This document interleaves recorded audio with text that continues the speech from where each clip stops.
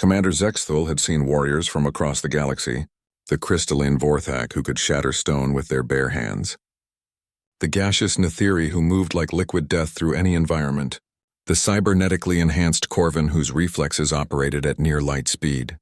But the human sitting across from him in the detention cell looked like nothing more than a broken twig. Private Marcus Chen was barely 5.5 feet tall, weighing perhaps 140 pounds soaking wet. His medical file painted an even more pathetic picture. Chronic asthma, poor eyesight requiring corrective lenses, a documented anxiety disorder, and reflexes that ranked in the bottom percentile of human military recruits. The Galactic Defense Council had initially rejected his application 3 times before humanity's insistence on equal opportunity forced them to reconsider. Explain to me again, Zexthul's forearms crossed in obvious frustration, how this specimen single-handedly disabled a Corvin strike team. The human looked up through his thick glasses, his breathing slightly labored even at rest. I just did what needed to be done, sir. 3 days earlier, the research station on Kepler 442b had gone dark. The facility housed some of the galaxy's most brilliant minds working on quantum consciousness transfer, technology that could revolutionize warfare by allowing instant troop deployment across vast distances. When the Corvin hegemony launched their assault to steal the research, they brought their finest, 12 cybernetically enhanced soldiers whose reaction times measured in microseconds and whose strength could tear through titanium plating. The initial defense force of 30 mixed-species Marines had lasted exactly 4 minutes. Marcus Chen had been in the facility's medical bay, recovering from one of his asthma attacks when the shooting started. While others ran toward the sounds of battle, he had done what his anxiety-addled mind always told him to do: hide. But hiding, as it turned out, had given him the perfect vantage point. From a maintenance shaft barely wide enough for his slight frame, Marcus watched the Corvin warriors systematically eliminate the defenders. Their movements were precise, calculated, and utterly predictable. Each soldier operated with machine-like efficiency, following optimal tactical patterns that their neural implants deemed most effective. That's when Marcus realized something that had escaped every military strategist in the galaxy. The Corvin's greatest strength was also their greatest weakness. Their cybernetic enhancements processed millions of tactical scenarios per second, always choosing the mathematically optimal response. But mathematics, Marcus knew from his failed engineering degree, assumed rational actors operating under known parameters. The Corvin's algorithms couldn't account for something that made no tactical sense. So Marcus did something tactically insane.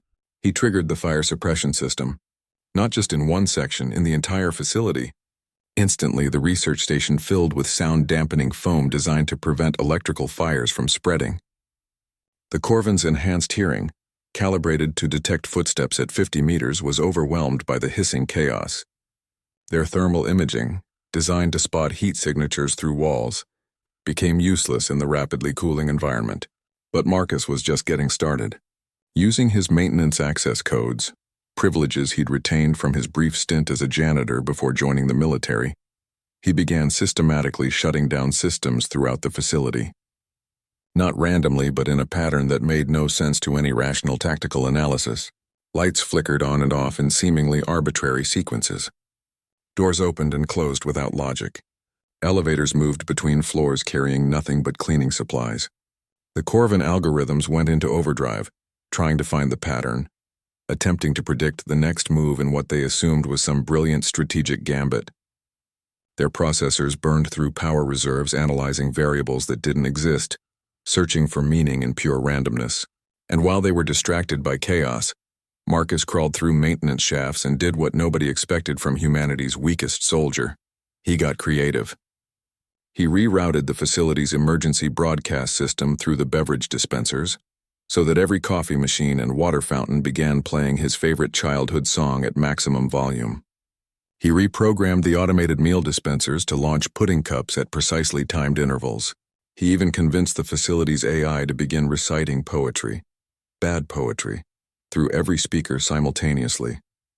The Corvin strike team, trained to handle every conceivable military scenario, found themselves in a world that operated by no military logic whatsoever. Their enhanced reflexes turned against them as they responded to false threats created by flying pudding and mechanical poetry. Their coordination broke down as their shared tactical network became overwhelmed by contradictory data.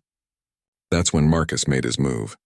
Not with any advanced weaponry or superior physical prowess, but with a modified cleaning robot armed with industrial-strength floor polish and a maintenance laser meant for cutting metal sheeting. While the Corvins stumbled through a facility that had become a funhouse mirror of military expectations, Marcus systematically disabled their armor's joint mechanisms with precisely applied lubricant and carefully targeted laser cuts. By the time reinforcements arrived, 12 of the galaxy's most feared warriors were lying helpless on the floor, their billion-credit cybernetic enhancements useless against an adversary who had refused to play by any rules they understood. Commander Zexthul studied the human's file again, then looked at the small, wheezing figure before him. "The Corvin hegemony is demanding your execution. They claim you violated the conventional rules of warfare." Marcus adjusted his glasses and managed a slight smile. "Which rule exactly, sir?